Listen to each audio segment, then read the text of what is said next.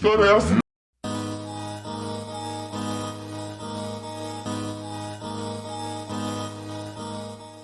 Este podcast é para aqueles que buscam conhecimento histórico, seja como conteúdo complementar do Enem, seja como fonte de novos conhecimentos, para formar e informar os ouvintes. Então vem comigo. Todo dia era dia de índio. Todo dia era dia de índio. O tema de hoje do nosso podcast é sobre a invasão do território americano por parte dos espanhóis e o contato com os indígenas. A invasão do território americano, ela se deu na chegada do Cristóvão Colombo em sua expedição em 1492. E o principal motivo dessa busca por novas terras era justamente buscar possibilidades de exploração além do território de África, que já era dominado pelos portugueses e que já tinha sido dado para os portugueses pelo Papa Alexandre VI.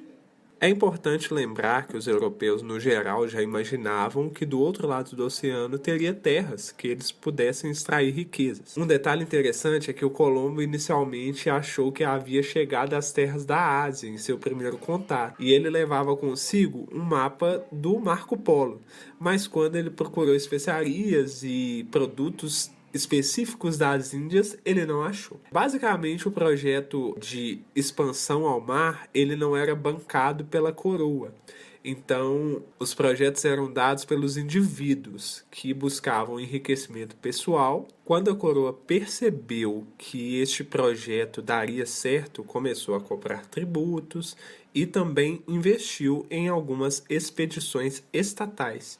Mas há uma coexistência, ou seja, esses dois projetos existiam juntos, tanto os indivíduos quanto a coroa. Então, entrar no território era uma iniciativa privada dos membros da baixa nobreza, que buscavam ganhar muito dinheiro com metais preciosos, porém, primeiramente, eles deveriam ser autorizados pela Casa de Contratação, que era um órgão estatal da coroa espanhola que autorizava as expedições.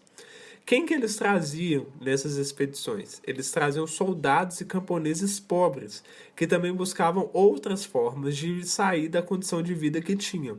Então eles saíam da Espanha, que já estava ruim, e vinham tentar uma nova possibilidade num outro continente que ainda estava para ser explorado. Os números de pessoas que vieram para as Américas variam bastante, mas estima que por volta de 100 mil espanhóis vieram nessa missão durante os séculos.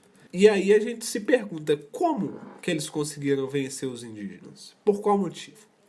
O primeiro motivo é a superioridade das armas. Eles tinham armas de fogo, espadas de metal e bestas, e principalmente essas últimas, as bestas, faziam com que eles ganhassem muita vantagem, porque eles poderiam atirar de longe com uma precisão muito maior. Eles já tinham uma produção, não era industrial, a gente não pode chamar de industrial, mas já era uma produção pesada para guerras. O segundo motivo é pelas inúmeras guerras que eles já tinham lutado antes contra os muçulmanos, que ajudaram pela experiência. Então eles já sabiam fabricar armas e já sabiam guerrear. Então isso fez toda a diferença contra os indígenas, que só faziam conflitos internos. A questão das doenças também foi um fator importante para que os povos fossem conquistados, pois morriam muitos indígenas com contato europeu de doenças que até então não existiam aqui. Uma simples gripe era fator de risco muito forte para eles, que não tinham imunidade nem viviam de forma que disseminasse vírus ou bactérias. Quando eles pegavam isso da natureza, é importante frisar isso. Não é que não existiam contaminações entre esses povos antigos.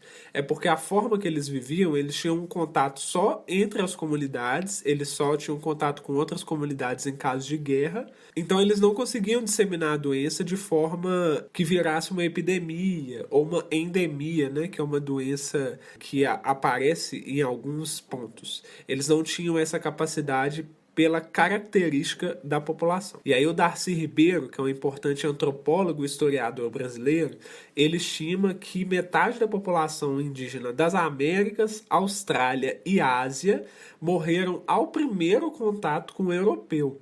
Então vocês imaginam, eles não tinham nenhum contato com esse povo que vivia de uma outra forma e trazia outras questões culturais à forma de viver, e vem para um povo que estava completamente isolado e trazem doenças. Então, eles compartilham doenças com outras pessoas que não estavam acostumadas. E aí um acréscimo para a gente pensar, né? Por que as epidemias ou pandemias elas só começam nos países ditos civilizados ou avançados? A gente sempre tem que se perguntar isso, né? Por que uma epidemia ou uma pandemia não começa entre os indígenas? Ou nunca começou? Agora, falemos daqueles habitantes desta terra que não queriam ser dominados ou conquistados, e muito menos convertidos à fé católica. Onde que eles se situam? Aqui é importante lembrar que a história do território e dos acontecimentos da colonização não foi contada por eles, e sim por aqueles que os dominaram.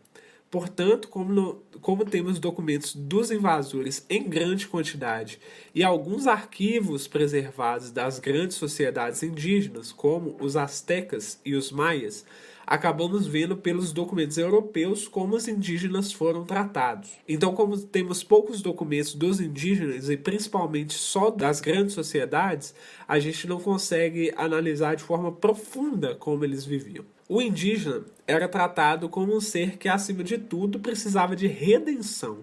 E essa redenção divina não era algo escolhido, era imposto. Aqui, muitos podem argumentar que eles podiam simplesmente sumir, matar dentro e não aparecer mais. Mas não era simples assim. Além de ter a vontade de extrair tudo da terra, o espanhol tinha o poder das armas, cavalos, que era um animal que não existia nas Américas, e até cães que utilizavam em suas campanhas para matar índios. Inclusive tem relatos de que eles colocavam os cachorros para correr atrás dos índios, e os cachorros treinados para matar, eles estraçalhavam os índios. Então é uma questão muito forte dessa colonização. Havia algo mais absurdo nisso. Antes das ações militares, os colonizadores liam um requerimento ao índio na presença de um tabelião, ou seja, para certificar judicialmente que aquele índio estava reconhecendo a posição que lhe era dada, impostamente, que dizia assim, abre aspas, se não o fizerdes, ou se fizerdes maliciosamente, ou seja, se o indígena fingir que ele se converteu à fé católica, com dilação, certifico-vos que, com a ajuda de Deus, agirei poderosamente contra vós, e vos farei guerra da maneira que puder em todos os lugares, submetendo-vos ao jugo e à obediência da igreja e de sua majestade. E tomarei vossas mulheres e vossos filhos, e vos farei escravos, e como tais sereis vendidos, dispondo de vós, como sua majestade ordenar.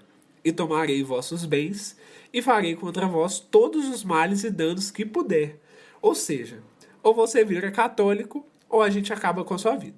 Antes que o homem aqui chegasse, as terras brasileiras eram habitadas e amadas por mais de 3 milhões de índios, proprietários felizes da terra Brasilis. Depois dessas, a gente não precisa de mais exemplos para falar sobre a desumanização dos índios aqui nas Américas. Acaba que ao falar dos ameríndios, ou seja, os indígenas das Américas, falamos do seu algoz, do europeu, que dizimou praticamente toda a população atrás de suas riquezas. Mas a história deles é essa. Desde que o homem branco aqui chegou, não houve mais espaço para que pudessem viver em paz e em suas sociedades já estabelecidas.